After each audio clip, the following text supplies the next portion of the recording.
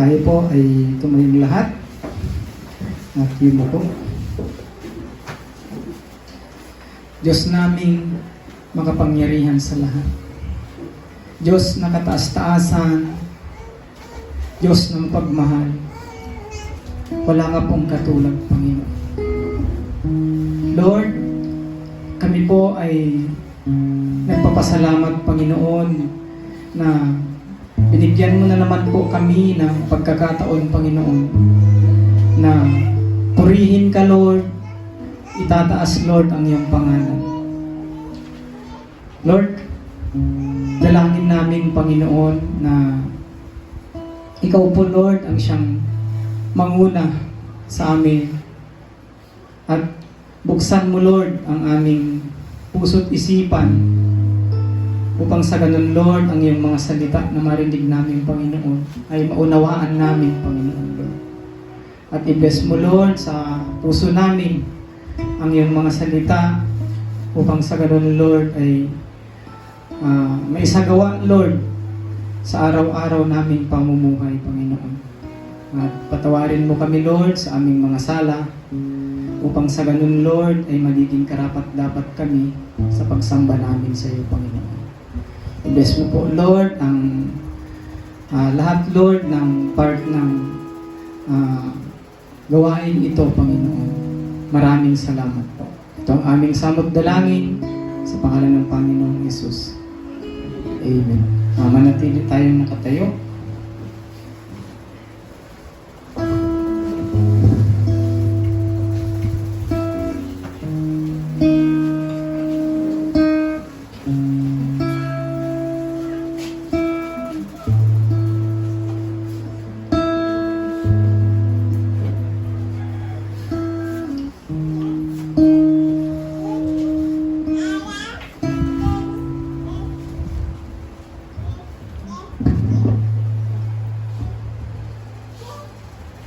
Buksan natin ang Bible natin sa awit 115.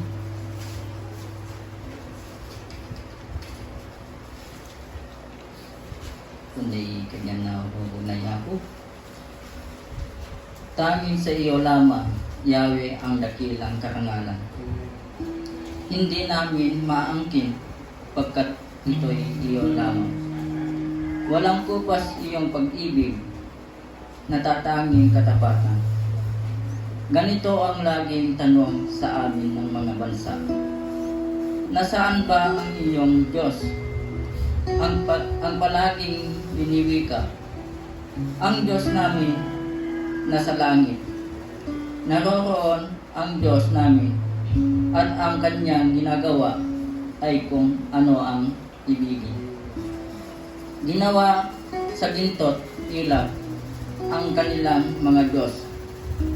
Sa kanila ay mga kamay nitong tao ang nag-ayos. Totoo nga at may bibig, ngunit hindi makapagsalita.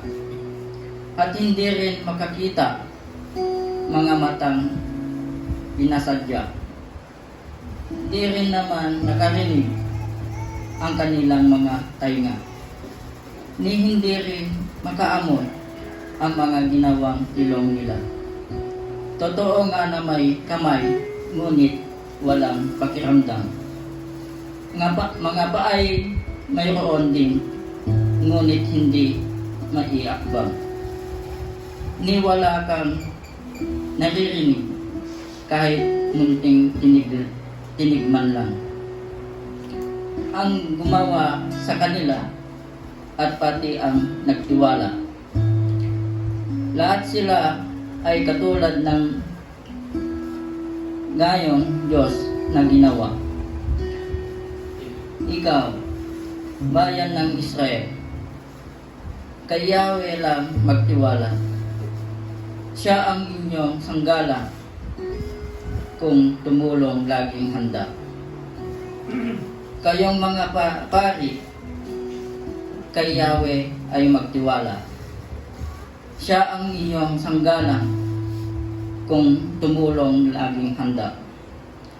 Kay Yahweh ay magtiwala, kayo'y may takot sa Kanya. Siya ang iyong sanggala kung tumulong laging handa. Ang mga Diyos ay pagpapala, hindi tayo lilimutin. Pagpapala ay matatamo nitong bayan ng Israel. Pati mga pari may pagpapalang kakamtin. Sa lahat ng mayroong takot kay Yahweh, lahat magpapala. Kung magpapalay, pantay-pantay. Sa hamak man o dakila, sana kayo'y maparamihin kayo at ang iyong angkan. Anak ninyo ay lumaki. Ang inyong bilang. Pagpalain na sana kayo, pagpalain kayong lubos. Pagpalain ng lumikha ng langit at sansinuko. Si Yahweh ang may-ari ng buong sangkalangitan. Samantalang ang daigdig sa tao niya ibinigay. Di niya mapupuri yung mga taong patay. Yung mga inihimlay sa malamig na libingan. Tayo ngayon nabubuhay ang dapat magpasalamat. Siya ay dapat na purihin mula ngayon hanggang wakas. Purihin si Yahweh. Amen. Ayaw iyaw. Pwede naman na mag-ito ba?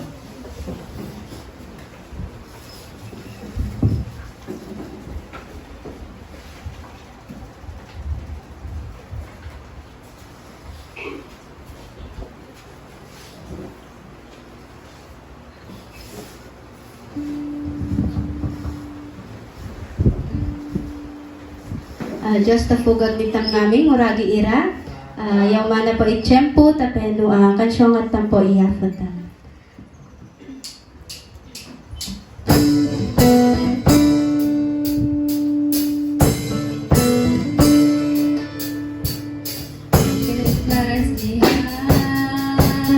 Setting our hearts on the prize, always keeping our eyes on our Lord Jesus. We're running the race to win. Oh,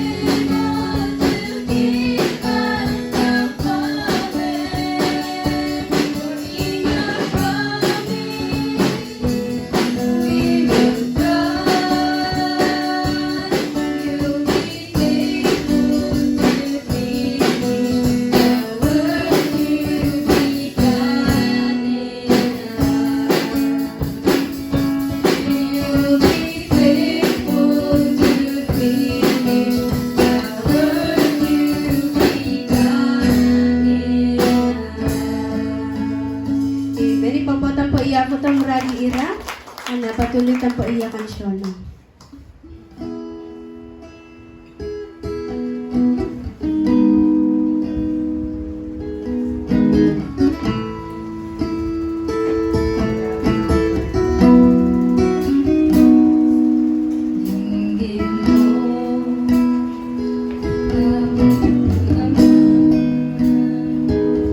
Itong dalangin na aming inaalay, pagpiliin mo ang pusong pagkat, yakapin mo kami ng iyong pagmamahal. Di akalain tulad ko'y mamahalin, ngunit pag-ibig na wagas ang iyong hatid. Hindi kami karapat-dapat, ngunit buhay mo ay iyong inalay. Sa kabila ng lahat, iyong tinanggap, tinawag mo kaming iyong landas.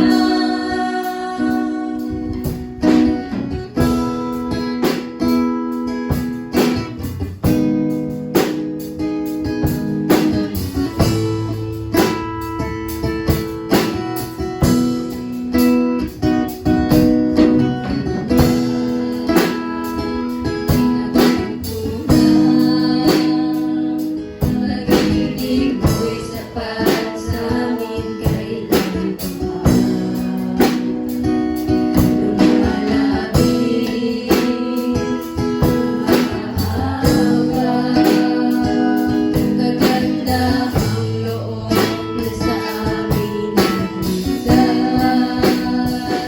Di akalain tulad ko'y mamahalin, ngunit pag-ibig na wagas ang iyong hatid. Hindi kami karapat-dapat, ngunit buhay mo ay iyong inalay. Sa kabila ng lahat, iyong tinanggap, tinawag mo kaming iyong anak. Hindi kami karapat-dapat, ngunit buhay mo ay iyong inalay. Sa kabila ng lahat, iyong tinanggap, tinawag mo kaming iyong anak. Sa kabila ng lahat, iyong tinanggap, tinawag mo kaming iyong anak. Amen. Ipapatang po iyakot ang oragi. Anak kidawak po to manatagtang po ngami. Patuloy ta po pakansyon para tayafo.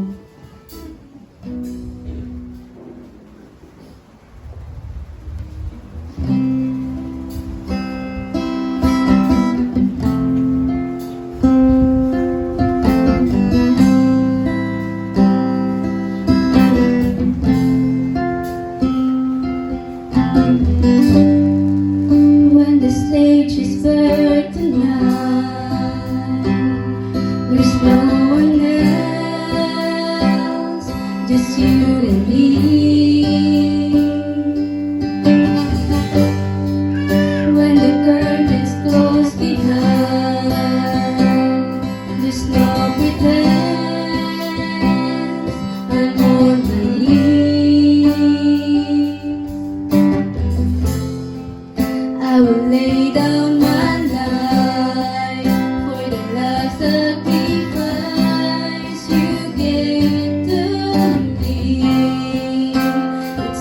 because of you. All because of you. The God I know, righteous and holy. The God I know, faithful and true. The God I know, my tower of refuge. Hearts are healed, rise revealed. The God I know, light of the city. The God I know, His strength and self-will.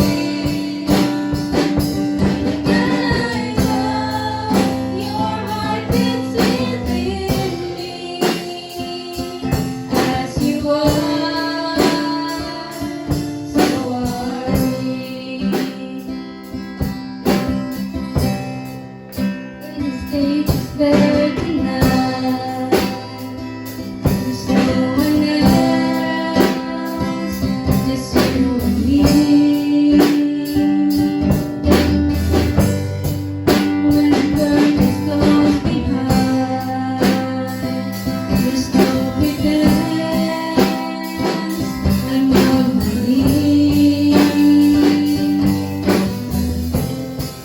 I will lay down my life for the love sacrifice you give to me. It's all because of you. All because of you. God I know, righteous and holy. The God I know, faithful and true. The God I know, my tower of refuge. Hearts are healed, rise revealed. The God I know, light of the city. The God I know, His strength and self-will. The God I know, your heart beats within me. As you are, so are we.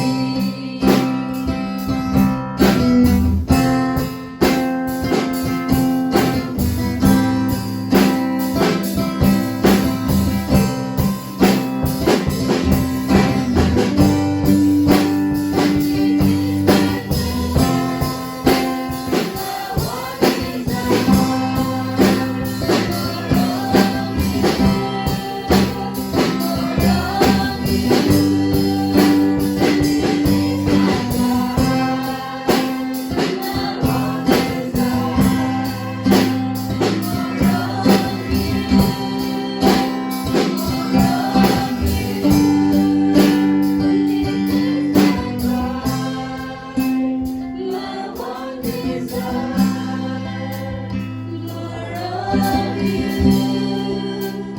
more of you. The church knows, righteous and holy. The church knows, faithful and true. The church knows, a tower of refuge. Hearts are healed, rise revealed. The church knows, light of the city. The church knows, His strength and self-will. The church knows, He's strong and mighty. As He is, so are we. Amen. Ipapatang po iyakot ang nurag-ira. Na sa ngawe po ay i-welcome tan po ikatagitad tayo.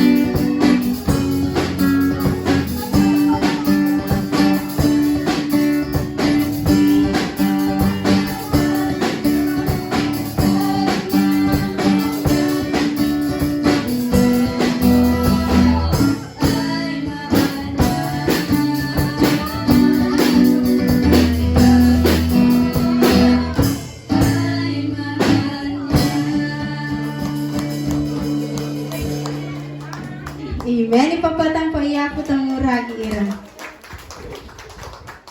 Ayan, sa ngaway po, sini po Maya umimadayaw po tayafu.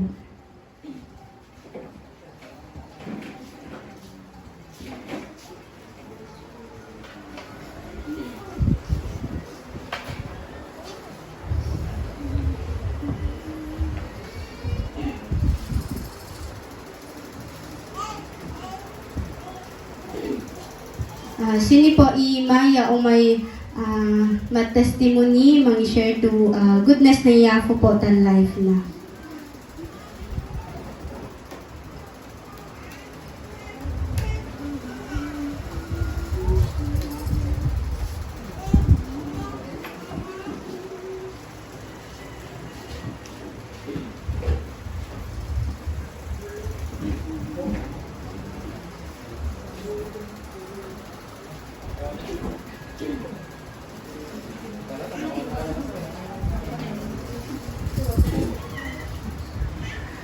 Diyos ta fugag talitang namin.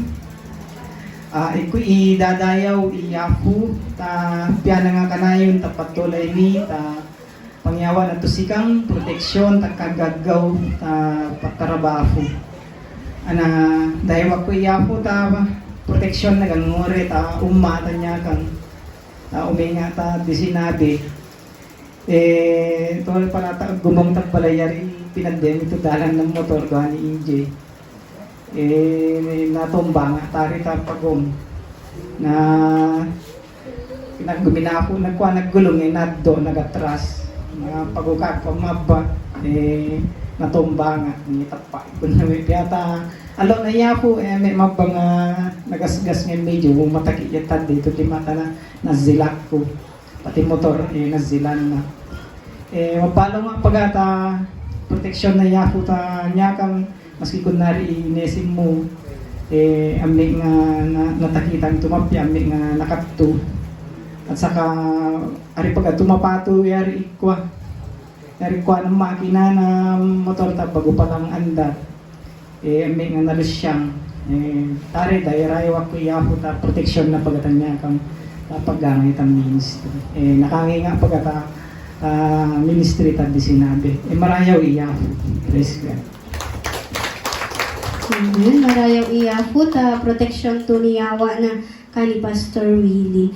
Sa ngaway po, sinipaga po Maya umay madayaw po tayafu.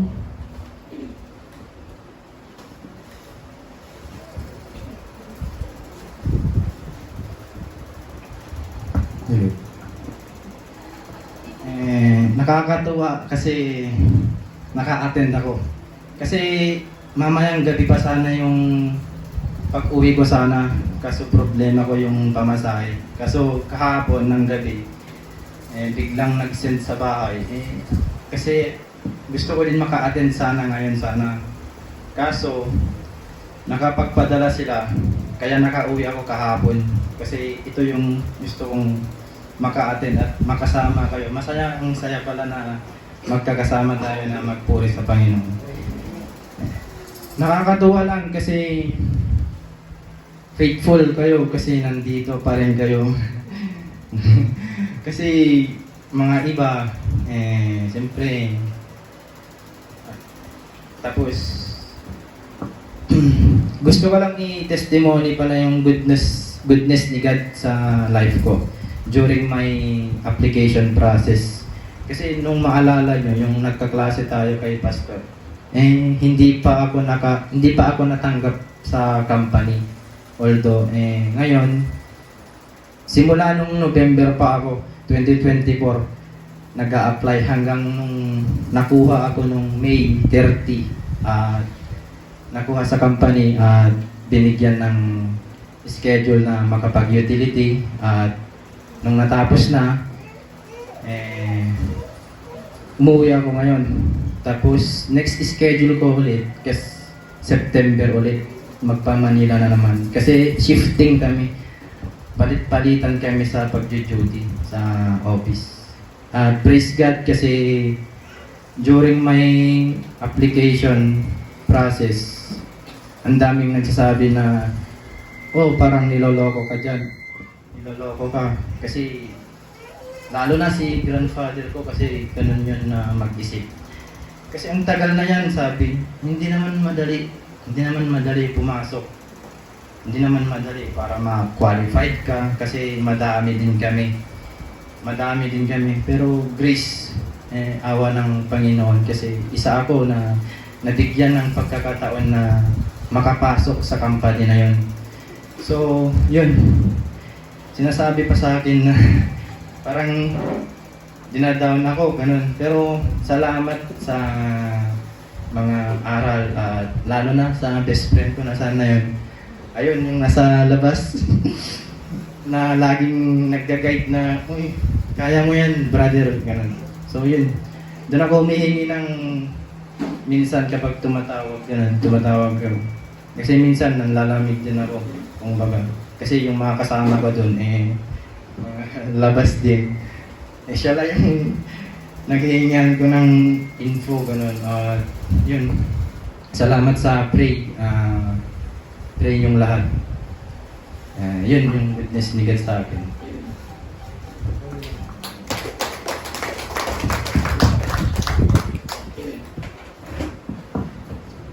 Marayaw iyafo ta pinang-i-provide na kani Raymar to makasta to trabaho.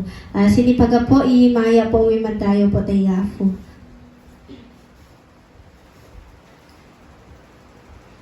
Yung best friend niya, so nawangan na, ay ginatam na biitad da ito kansyong nagay na po na mensahe. Papatang po iyafo ta marayaw.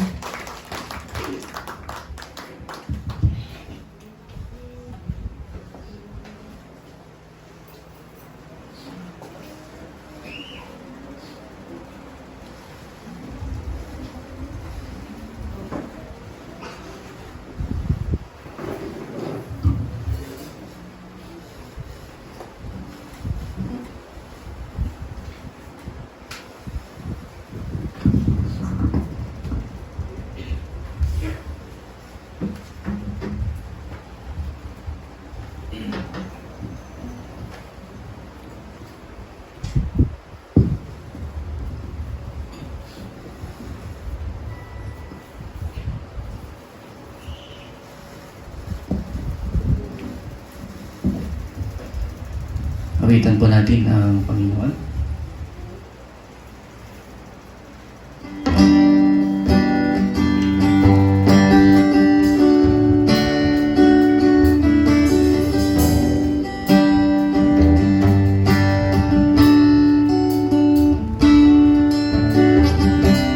Here I am, Lord, and I'm drowning in the sea of forgetfulness. The dreams of yesterday surround me. I yearn for peace and rest. I don't want to end up where you found me. And it echoes in my mind, keeps me awake tonight.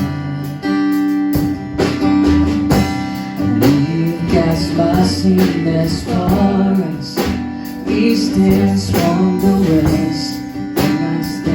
Before you now as though I'd never seen. Today I feel like I'm just one step away from leaving me this way. Jesus, can you show me just how far the east is from the west? 'Cause I can barely see the man I've been rising up to me again. In the arms of your mercy I find rest.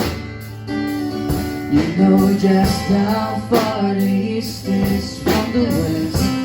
One star get to the other.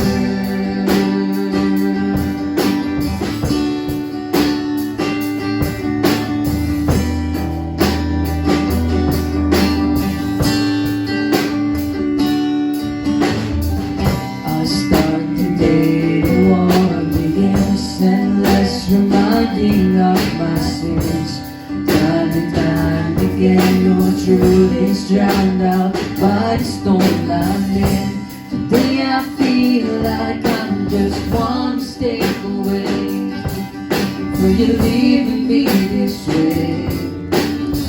Jesus, can you show me just how far the east is from the west? 'Cause I can't bear to see the man I've been rising up to lead again in the arms of your mercy I find rest. So know just how far the east is from the west. One's got hand to the other. I know you wash me white, turn the darkness into light. I need your peace to get me through, get me through this night. I can't live by what I feel, but the truth your word reveals. I'm not holding on to you, but you're holding on to me. You're holding on to me. Jesus, you know just how far the east is from the west. I don't have to see the man I've been rising up and again. In the arms of your mercy I find rest. So know just how far the east is from the west. One's got a hand to the other.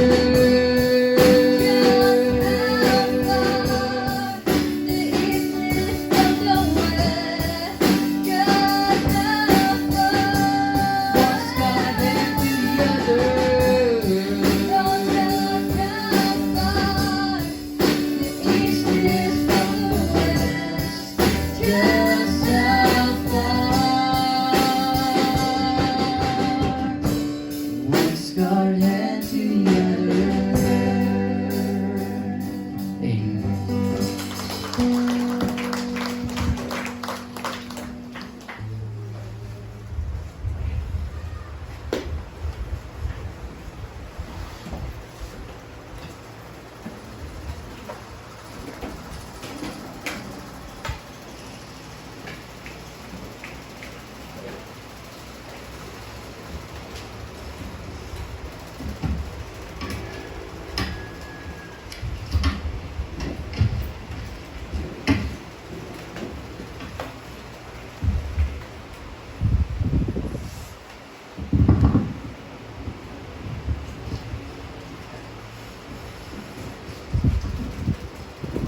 Muli ko po kayong binabati ng isang mapagpalang hapon.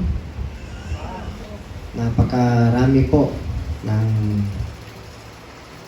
mga naging karanasan natin sa mga nakaraang araw o linggo na kung saan ay muli po nating napatunayan ang katapatan at kabutihan ng ating Panginoon. Sa amin na lang po ay iniraos kami ng magandahang loob ng Diyos, lalong-lalo na nung na-hospital si Rin.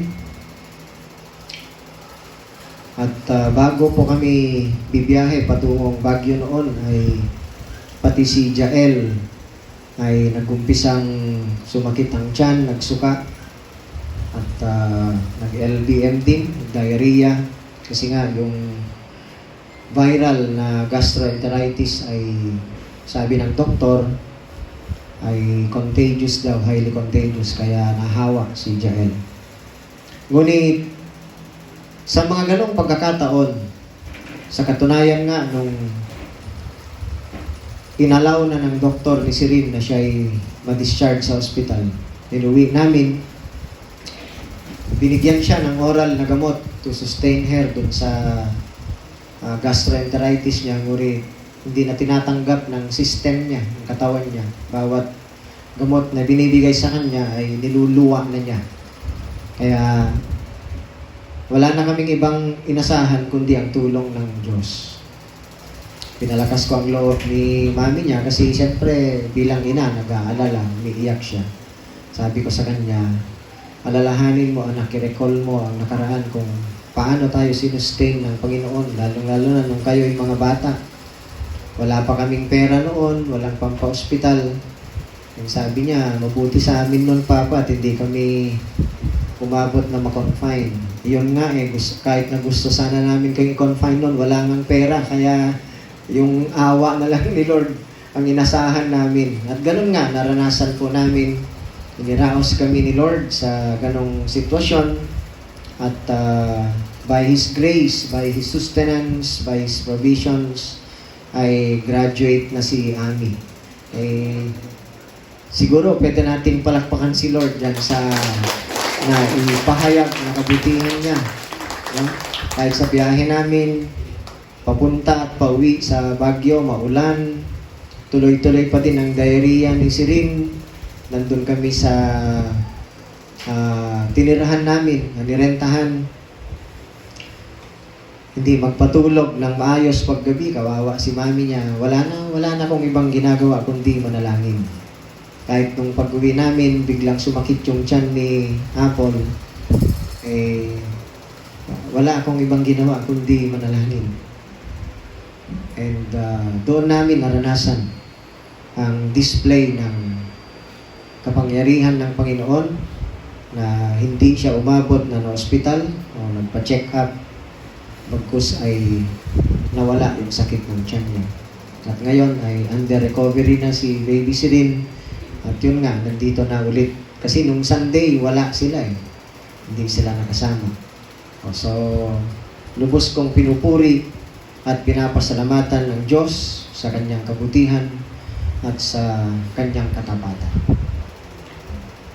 Ituloy-tuloy po natin na tignan ang katapatan at kadakilaan ng Diyos dito sa mensahe na nais niya marating sa atin. Tayo po tumayo upang igalang natin ang salita ng Diyos na halaw sa Old Testament, sa Genesis chapter 45. Basahin po natin ang verses 1 to 8. Page 44 po dyan sa Tagalog na Biblia. At ganito ang mababasa. Hindi na mapigil ni Jose ang kanyang damdamin. Kaya pinaalis niya ang kanyang mga tagapaglingkod na naroon. Nang sila na lamang ang naroon, ipinagtapat ni Jose sa kanyang mga kapatid kung sino siya. Sa lakas ng kanyang iyak, narinig siya ng mga Ehipsyo, kaya't ang balita'y mabilis na nakarating sa palasyo. Ako si Jose, ang pagtatapat niya sa kanyang mga kapatid. Buhay pa bang talaga ang ating ama? Nagulantang sila sa kanilang narinig at hindi nakasagot. Lumapit kayo, sabi ni Jose. Lumapit nga sila at nagpatuloy siya ng pagsasalita. Ako nga si Jose, ang inyong kapatid na ipinagbili ninyo sa Ehipto. Ngunit huwag na ninyong ikalungkot ang nangyari. Huwag ninyong sisihin ang inyong sarili sa ginawa ninyo sa akin. Ang Diyos ang nagpadala sa akin dito upang iligtas ang maraming buhay. 2 taon pa lamang ang taggutom. 5 taon pa ang darating at walang aanihin sa mga bukirin. Pinauna ako rito ng Diyos upang huwag malipol ang ating lahi. Kaya, hindi kayo, kundi ang Diyos ang nagpadala sa akin dito. Ginawa niya akong tagapayo ng Faraon, tagapangasiwa ng kanyang sambahayan, at tagapamahala ng buong Ehipto. Tayo po ay manalangin. Dakilang Diyos na walang kapantay, walang katulad, lubos kaming nagpapasalamat sa iyo, Panginoon. Dinadakila, pinupuri, sinasamba ka namin. Lalong-lalo na sa hindi mapantayang dakilang pag-ibig, kagandahang loob na ipinagkaloob mo sa amin. Despite, Panginoon, sa aming kalagayan, despite sa katotohanan kami po ay mga makasalanan, pinili mo pa, Panginoon, na kami iligtas, gawing iyong mga anak, bahaginan ng kaluwalhatian ng iyong anak na si Kristo. Wala po kaming pwedeng ipasubali sa ginawa mo sa amin. Ang pwede lang po namin gawin ay sundin ng iyong kalooban. Sa oras na ito, mangusap ka sa amin, Panginoon, ng iyong banal na Espiritu mismo, ang magpapaliwanag sa amin At siya mismo ang magtatanim sa aming mga puso at isipan sa aral na ituturo mo sa amin ayon sa iyong mga salita. Gabayan mo kami, gamitin mo ang iyong abang lingkod, at tulungan mo din ang mga makikinig na makapag-focus sila sa iyo at sa iyo lamang, Panginoon. Ito po ang aming samot dalangin sa pangalan ng aming Panginoong Hesus. Amen. Tayo po ay magupo. Ang istorya ng buhay ni Jose at ng kanyang mga kapatid at iba pang mga characters na involved sa buong istorya mula pagkabata hanggang sa kamatayan ni Jose. Ito ang mang-e-engganyo sa atin, no? Mag-e-encourage sa atin to recognize the sovereignty of God in the affairs of life and to trust His promises na patuloy tayong magtiwala at manalig sa Kanyang mga pangako no matter how dark the day may be.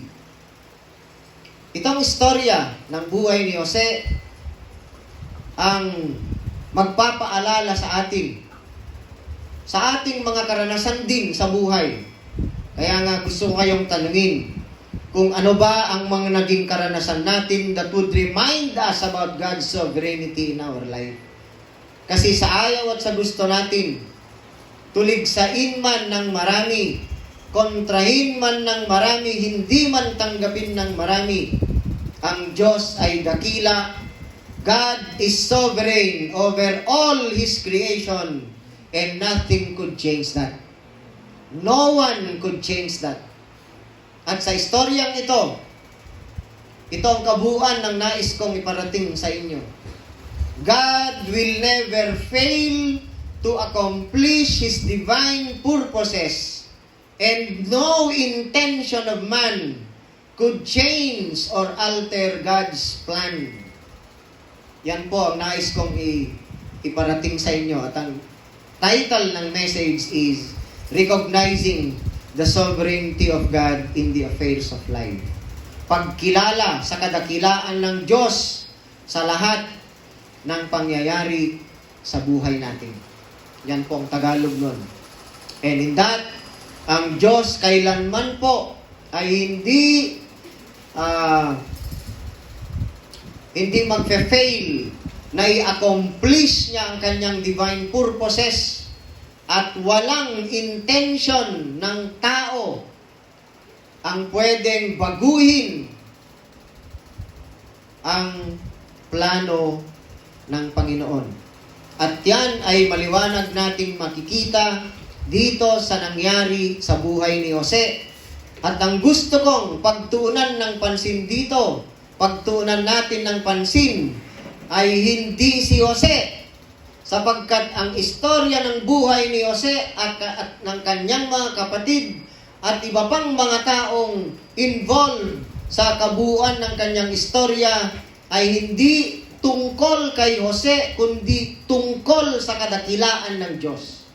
Ito sana ang kailangan nating gawin palagi, no? Na kapag tayo ay nagbabasa ng Biblia, huwag nating ituon ang focus doon sa karakter, bagkus ay hanapin natin at tignan natin na ang focus ng inaaral natin ay ang Diyos, sapagkat every page of this Bible reveals the sovereignty, the power, the love, the grace and mercy of God. Kaya nga, kayo kapwa ko mga pastors, ine-engganyo ko kayo na kapag tayo'y nagpipreach, huwag nating pagtuunan ng pansin yung karakter. Bagkus, ang pagtuunan natin ng pansin ay yung Diyos na may control sa affairs ng buhay ng karakter na tinutukoy sa Biblia. Maging si Abraham man yan, maging si David man yan, maging si Samson, si Samuel, or sino pa man, ang Diyos dapat ang palagi nating pinagtutuunan ng pansin. Tinanong ko kayo kanina, ano bang karanasan natin sa buhay na siyang nagpapaalala sa atin sa kadakilaan ng Diyos?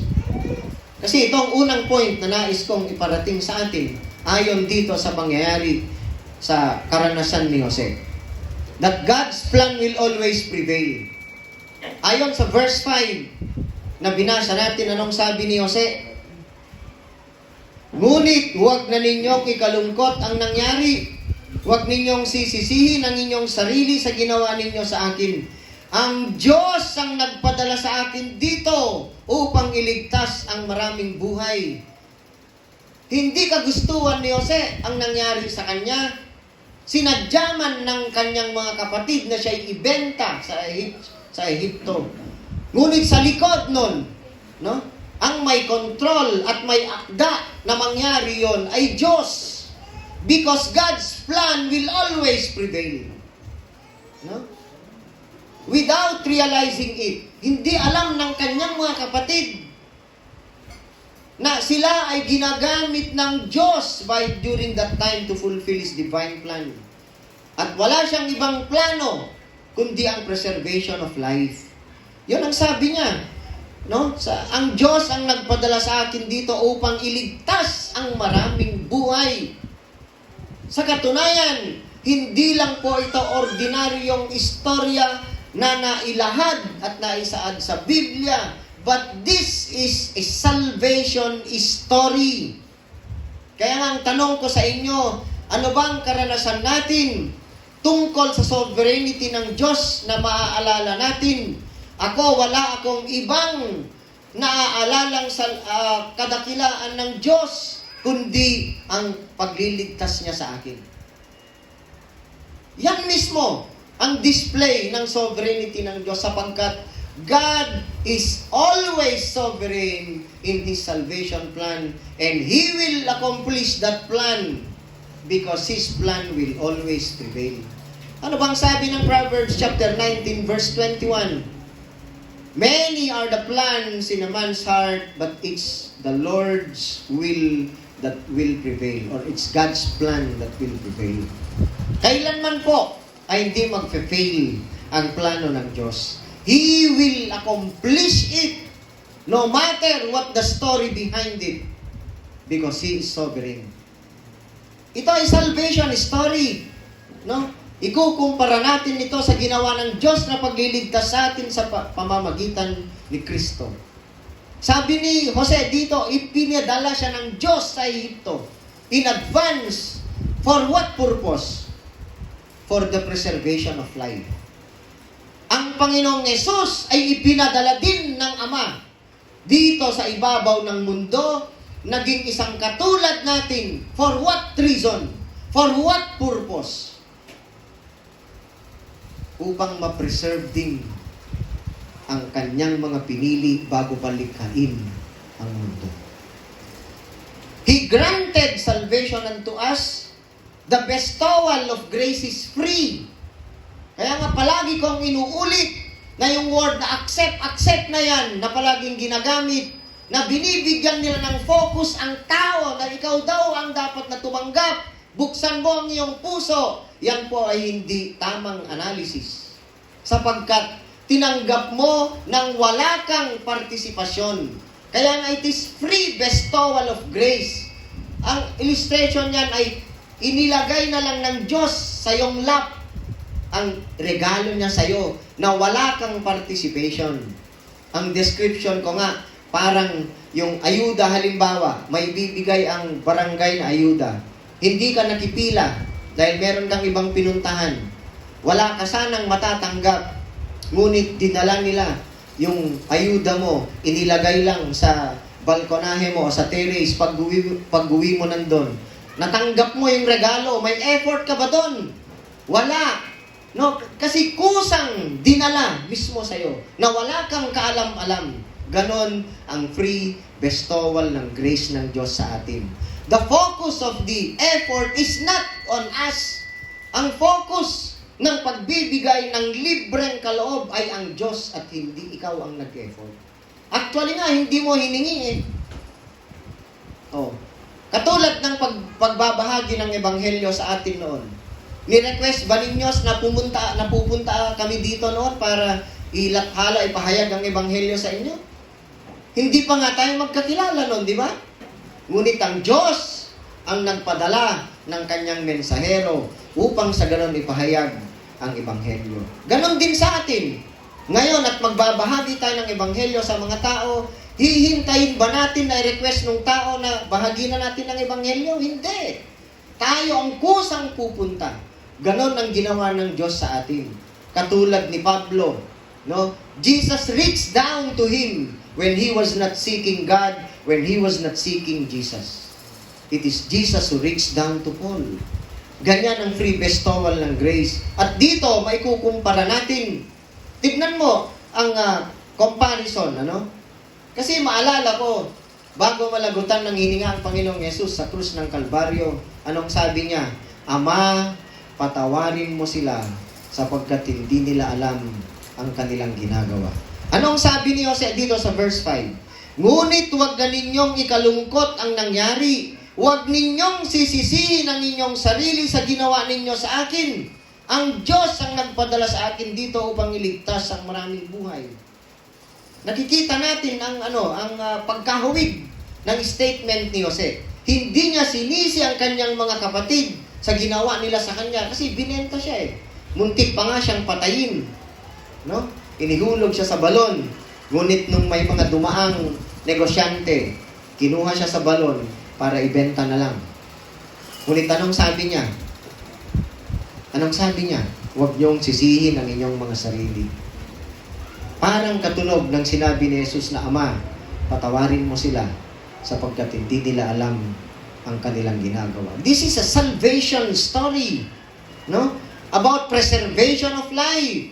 Kaya nga tayo, ang pinaka-wonderful story ng buhay natin about God's sovereignty in our salvation ay tayo'y naligtas sa pamamagitan ng kagandahang loob lamang ng Diyos at wala tayong participation yan. Kung meron man tayong contribution to make our salvation necessary, ay walang iba kundi ang kasalanan natin. Kung kaya't kailangan natin pagliligtas ng Diyos.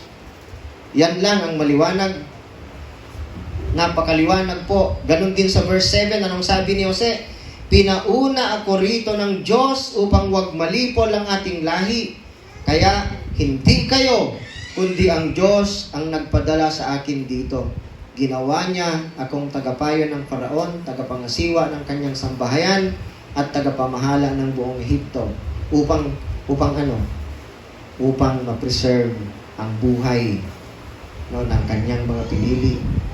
Kasi sambahayan ni Jacob ang iniisip ng Diyos dito bilang katuparan ng kanyang pangako sapagkat siya'y tapat. This is still a part of the Abrahamic covenant na sinasabi ng Biblia sapagkat ang Diyos ay nagkaroon siya ng covenant with Abraham that every nation will be blessed through him. At yun nga, ang pinili niya ay ang lahi ni Jacob na kung saan magiging bayan niya later. Hindi matutupad yon kung hindi tapat ang Diyos na nag-preserve sa buhay ng angkan ni Jacob sa pamamagitan ng paggamit niya kay Jose. Ganon din sa atin. Wala sana tayong kapag-apag-asa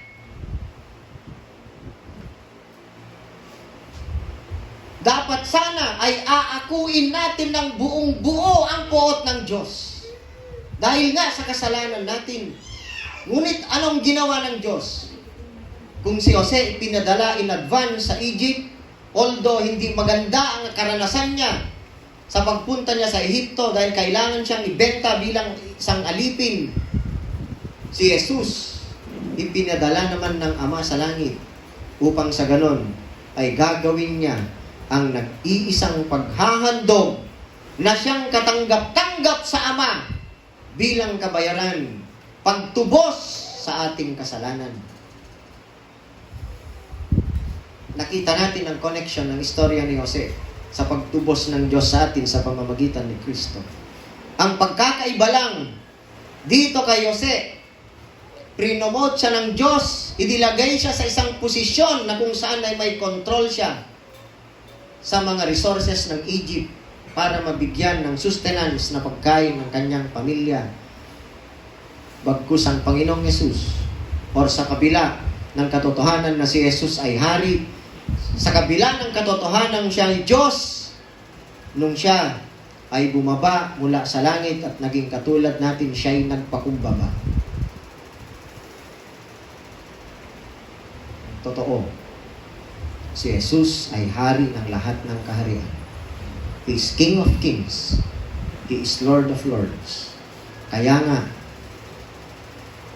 He deserved the title. He deserved to be called the Savior. Sapagkat sa pamamagitan lamang niya, natubos tayo sa galit ng Diyos, sa poot ng Diyos, upang wag nating danasin ang punishment na sana ay karapat-dapat sa bawat isa sa atin. Preservation of life. Kung si Jose ginamit ng Diyos to preserve the life ng kanyang pamilya ni Jacob, dito, doon, noon, sa ibabaw ng lupa, nung sila'y nabubuhay pa. But God had given Jesus Christ, the only perfect man, God-man, no? Para sa katutubos natin sa poot ng Diyos, upang wag nating danasin ang punishment na nakalaan sana sa atin, ang pagpunta sa impyerno, sapagkat niloob ng Diyos na may pinili siya noon pa man upang tubusin niya sa pamamagitan ng pagkakabuhos ng dugo ng Panginoong Hesus. Pareho, provision ng Diyos para kina Jacob sa paggamit kay Jose. Literal na pagkain, grains, supply of grains. Ngunit sa atin, ang pagtubos na ginawa ng Diyos, hindi sa pamamagitan ng ginto o pilak, bagkus sa pamamagitan ng dugo ng Panginoong Hesus na nabuhos upang tayo'y tubusin. Amen. Nakita natin, no, ang comparison. This is a salvation story. Kaya kapag magbabasa tayo ng Biblia, tignan natin, hanapin natin mabuti ang connection ng istorya na nababasa natin patungkol kay Jesus. Because every page of the Bible reveals Christ. It reveals Christ. It reveals God's sovereignty, His power, His love, His grace, His mercy, and everything about God. Kaya nga ang pinagtutunan ko ng pansin sa istoryang ito, hindi si Jose, kundi ang Diyos, sapagkat ang istorya ng buhay ni Jose ay mismong Diyos ang may akda. Amen. Hindi si Jose. Anong alam ni Jose? Alam ba ni Jose dati na siya ay mapopromote bilang assistant ng Paraon nung siya ibebenta pa lang ng kanyang mga kapatid? Hindi niya alam. Ngunit ang Diyos dati na niyang alam, because that is His plan. And His plan will always prevail. Nag-prevail ang plano ng Diyos. Kahit sa palagay ng mga kapatid ni Jose, nagtagumpay sila sa kanilang balak na saktan si Jose. Yun pala ay sa likod nun ang plano ng Diyos ang nagdala kay Jose doon at sa pamamagitan ng ginawa ng kanyang mga kapatid, natupad ang kanyang plano. Ganon din sa ating mga kapatid.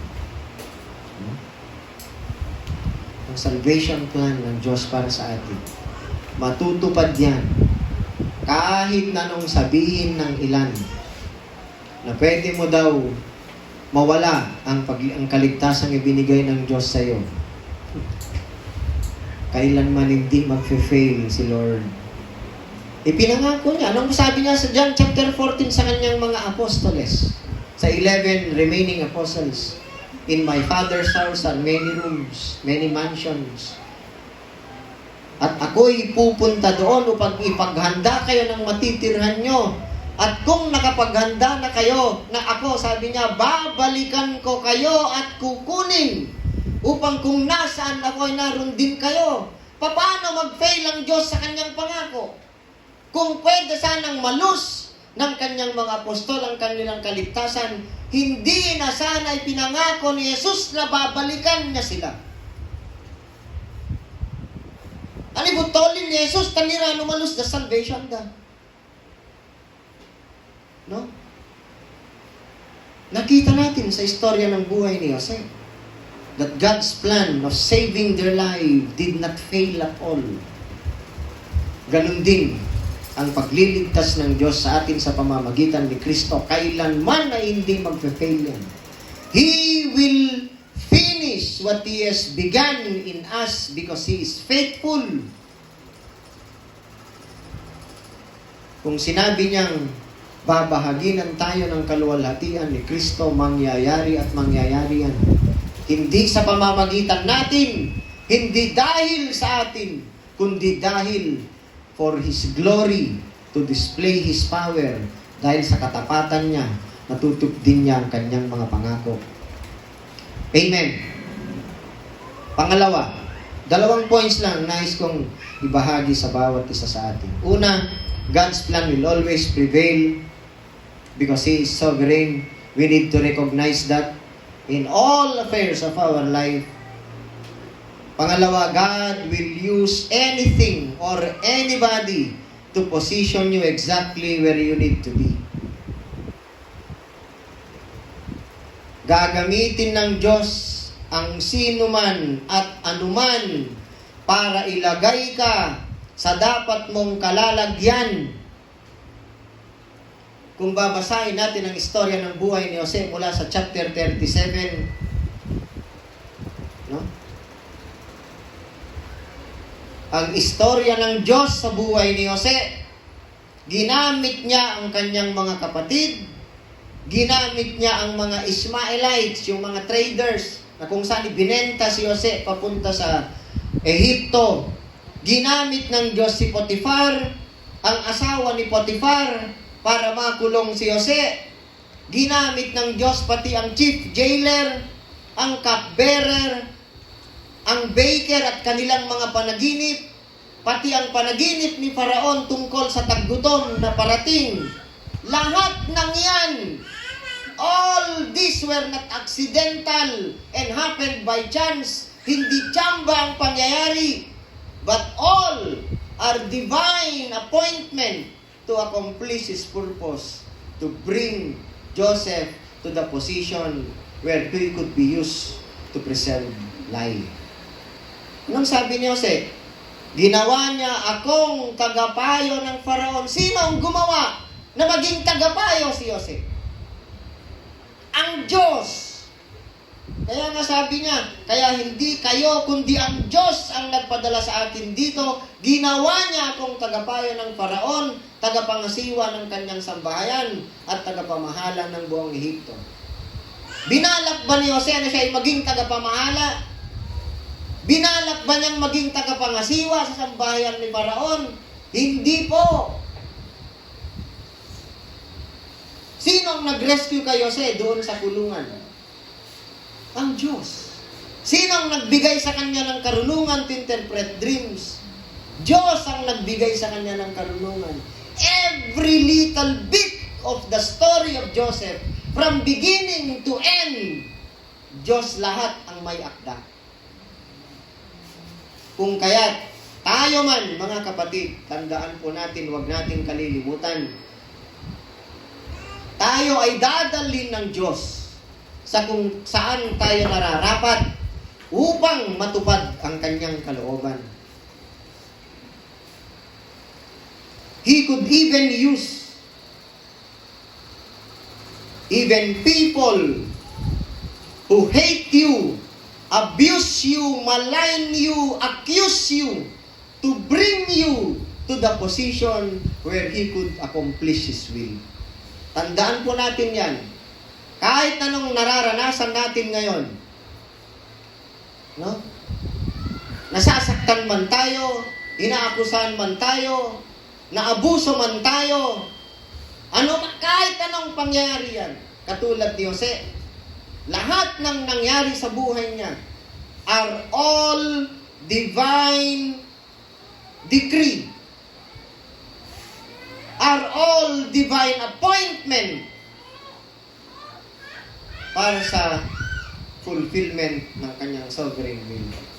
Kaya nga tayo mga kapatid, inilagay tayo ng Diyos kung saan tayo naririto ngayon sa katawan ni Kristo in order to be used para tayo ay magamit, no, in the fulfillment of His divine decree, particularly in the proclamation of truth, sa pagpapahayag ng katotohanan and the spreading of the good news.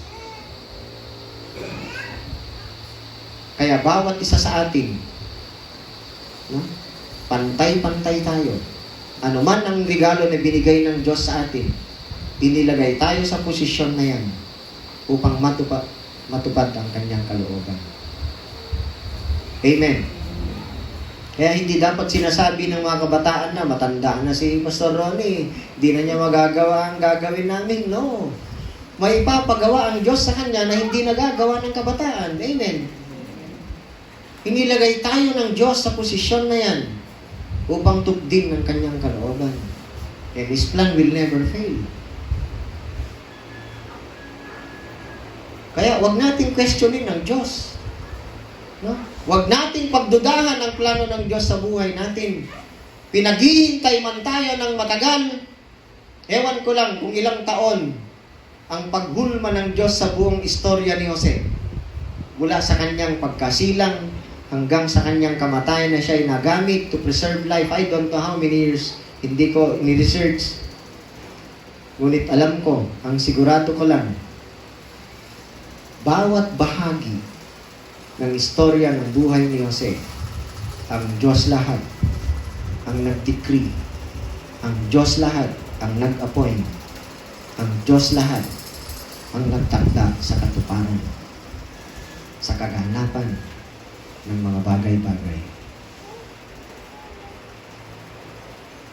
And that is because He is sovereign. Pati nga ang pagtatakda ng kamatayan natin, ang Diyos ang may akda. At hindi po natin mababago yan. No intention of man, no effort of man could change or alter God's decreed will, sapagkat siya ay dakila. Kaya nga, pag sinasabi mo na ina-adjust ng Diyos ang kanyang response sa will ng tao, alam niyo kung anong comment ni R.C. Sproul doon? That is not just bad theology, sabi ni R.C. Sproul. That is blasphemy because you are robbing God from His glory. God is sovereign. Ang ganda nga nung nabasa sa Psalm 115 kanina. Di nyo ba napansin?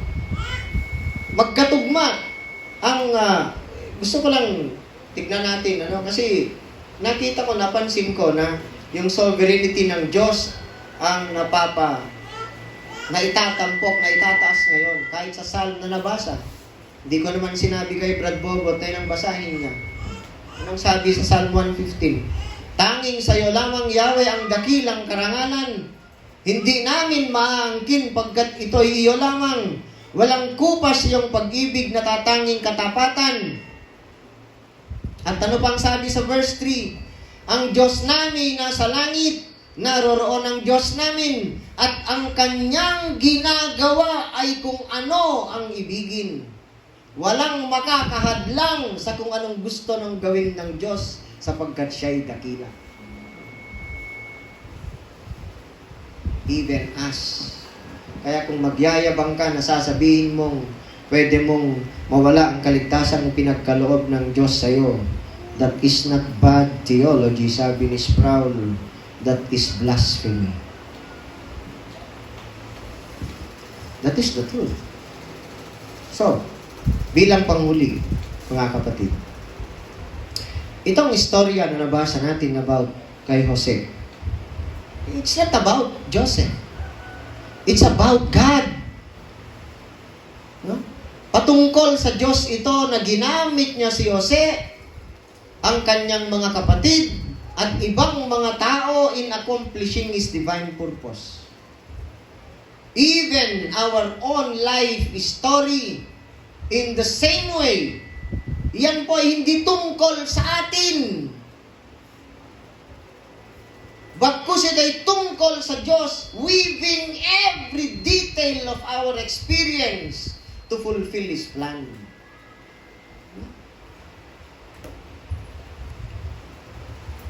Gaano man kasakit ang karanasang pinagdaanan natin, gaano man kasaya, gaano man ka-fulfilling, gaano man ka-embarrassing, lahat niyan ay pwedeng i-weave ng Diyos every detail of our experience to fulfill His plan. Kung kaya't hindi dapat tayo pinanghihinaan ng loob. We should not be discouraged when circumstances are unfavorable to us. Huwag nating kalilimutan that God is in control of everything. We just need to continue trusting Him, submitting everything sa Kanyang katakilan. Sapagkat sa ayaw at sa gusto natin, God is sovereign. Amen. At ang sovereignty ng Diyos na yan, ang dapat nating i-recognize palagi sa lahat ng affairs ng buhay natin. Kung magandang kalusugan mo, recognize mo na bahagi yan ng biyaya ng Diyos sa'yo. Kung nagkasakit ka man, i-recognize mo pa rin ang kabutihan ng Diyos.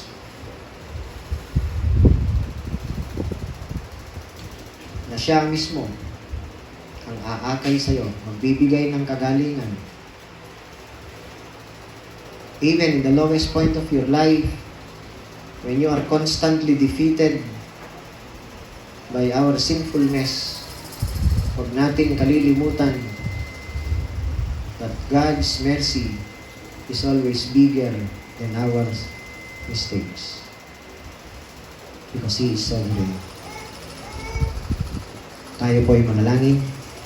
Lord, maraming salamat, Panginoon, sa pagtuturo mo sa amin sa pamamagitan ng ginawa mong istorya ng buhay ni Jose. Ang bawat isa sa amin, Panginoon, ang istorya ng buhay namin ay Ikaw din ang may gawa. Ikaw din ang may akda. Bago palikhain ang mundo with your foreknowledge, Ikaw nang nagtakda sa pangyayari sa aming mga buhay. At buong puso kaming nananalig at nagtitiwala sa iyo, Panginoon, na pwede mo kaming gamitin upang matupad ang iyong kalooban. Lalong-lalo na sa pagpapahayag ng katotohanan. Katotohanang nagmumula sa iyong mga salita. Katotohanang ikaw ay Diyos na dakila. Katotohanang tungkol sa pagliligtas mo sa pamamagitan ng Panginoong Hesus. Gamitin mo kami, Panginoon, bilang maging bahagi ng istorya ng buhay namin sa pagpapalaganap sa magandang balita. Ang magandang balita tungkol sa iyong kagandahang loob. Maraming salamat, Panginoon, sa pangungusap mo sa amin. Nawa ay natanggap namin ito sa aming mga puso na may kagalakan at may sa buhay namin ang buong pagtitiwala at pag-asa namin sa iyo at sa iyong mga pangako. Ito po ang aming samod dalangin sa pangalan ng aming Panginoong Hesus. Amen.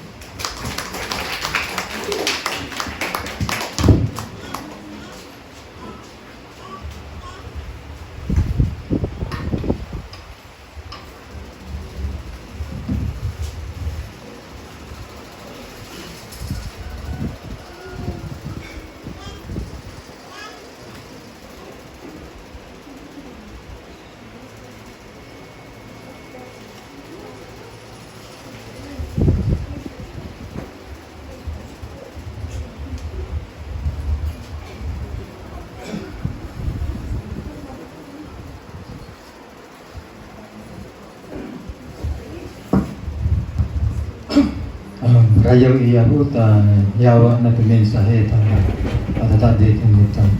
Datang dito, masanto ang apostol ng Mara. Okay, na makamutang isaltan ko. Lord, aso ko ng mga tarubang mga sipakalin mo. Mabalbalo ko naman ikaw ta. Tudong manatan ni kami ama. Ay paray mo ang ama to. Imulang ama ta. Ito yung ulang ang itatin ama. Masiyang ama ta ay nagdago ang mga tapagtuloy. Magbalo ka pa ama ta istorya to about ka ni Jose ama. Ay paray na kong ama to. Maparigan niya ama. Hulukan na kami ama to umimi ama ilayagaya uhubog mo irata patuloy. Yung bagi ama to niregalong amatan ni kani hulukan na kami ama to usami yaw mabagi para ta dayam amatan ko. Ana kido ko ama to pakuman na kami pa amata na kami ari to makadayo ama hindi pa kuantan ni kami ama ay arami ama na ko ana igay namat do ba mitan ni kami arami na nilay ay pakuman na kami ama kasi kami ay makabi kami ama ay pasikan na kami lalo ama ta ang group mabalikan na kami ama to batalikarag to kanari ubo mo irato ipakan na mong amatan ni kami ay ni-apply ni amata inagago amata pagtuli ni ni-apply ni amata na dumaruma aran na pagkanakan naman ta ni spiritual ang ububog mo magbalo ama magbalo ko pa amata blessing ama to nagapo ama aratan ikaw sa mga mga ama tiyempo mi to magitoli ama to mabagong matagpo paratan ni ko ama ana bensyo ang amayaw ama pabalo ama i-bless mo aming ipartes ama na pagdayaw ni ama i-bless mo imensahe takaraladitan ni kami kanina rin masiyang ama tayo nagkagong ama tapatuloy mo marayaw ka tayo ito sa mita naganayaw ko ng Jesus. Amen.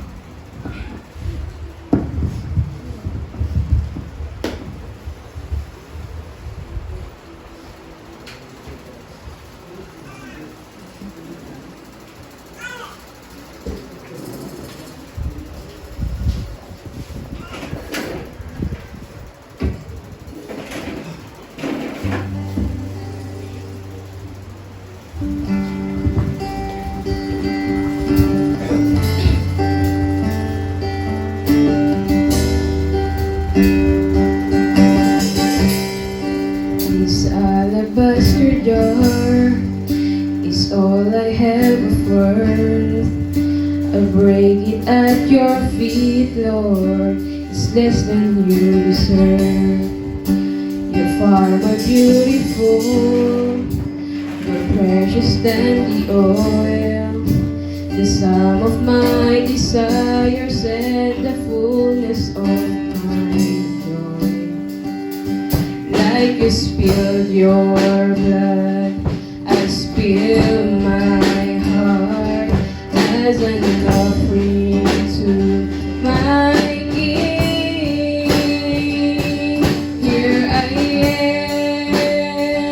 am, take me as an offering.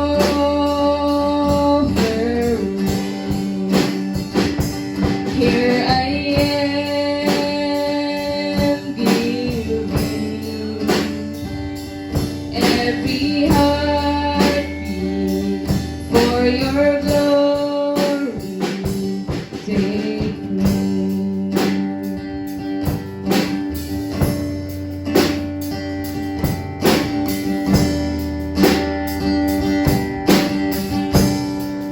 This time that I have left is all I have of worth.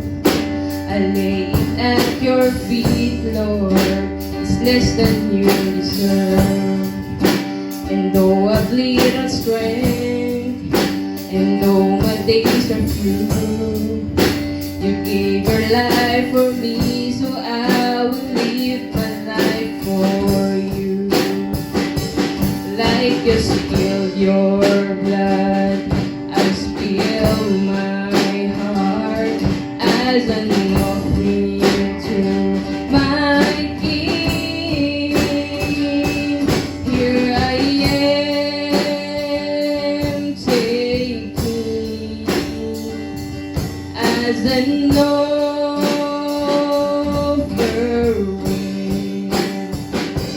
Here I am, giving every heartbeat for your glory. Here I am, take me as an offering.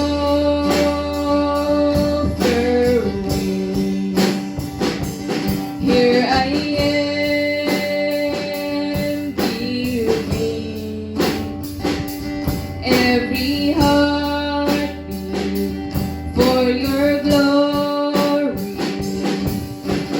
Worthy, worthy, you are worthy, worthy is the Lord.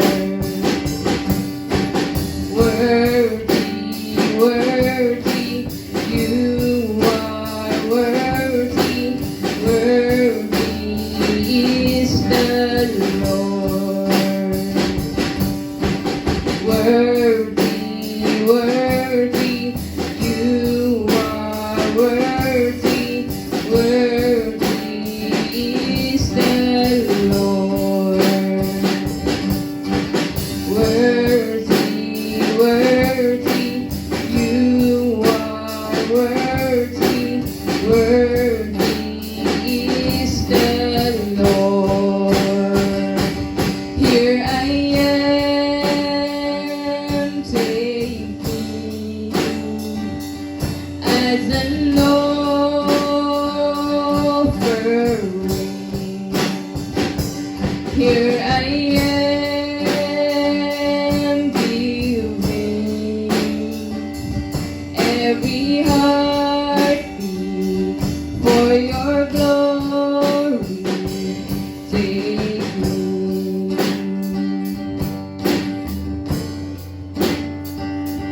Take me.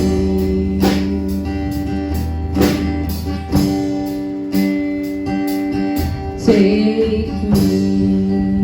Praise God.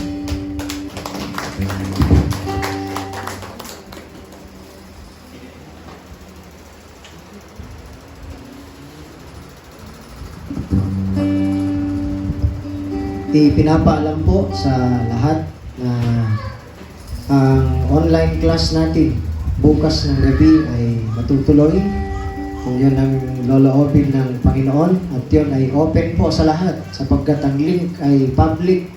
Kahit sino ay pwedeng mag-join, walang pinipili, walang pinipigilan na mag-join sapagkat ang hangarin natin ay matuto ang bawat isa sa nararapat na pag-intindi sa salita ng Diyos sa Biblia. Pinapaalala ko din po sa bawat isa sa atin na palagi po nating isali sa panalangin natin ang bawat isa, lalong-lalo na kapag meron tayong nabalitaan na lubos na nangangailangan ng tulong ng Panginoon, ay i-include po natin sila palagi sa panalangin natin. Ang mga kapatiran natin nasa ibayong dagat, nagkata-abroad ira, yung magawag, ito trabaho, estudyante ira, mabusi ira, nanayotang idasal ira, tapos protektan na ira ng yapo. And lastly, maraming salamat sa inyo mga kapatid sa pagpapagamit nyo sa Panginoon dahil napalitan na yung dating buho na silong natin dyan sa side at sa harapan ay mabalo, nagpayo sa ato silda, pati kayo, pati na nga ato bayog. pati uggang, pati banag, pati na-provide minidiendada. Ang aming ay Diyos si magitoli ni kamu sakripisyo no may na ba makurang na Diyos. Pati CR ni kay kabit na baul pabalo ta neyosa taban-banag no katakamuman niya pagang tubira Diyos ka na magkurang mangyawa ni kamu ta may pango tubalo no tagkikwano para tanisa pabalo ta ni kamu wawaragi na lalak ko si Pastor Ago para ta closing prayer.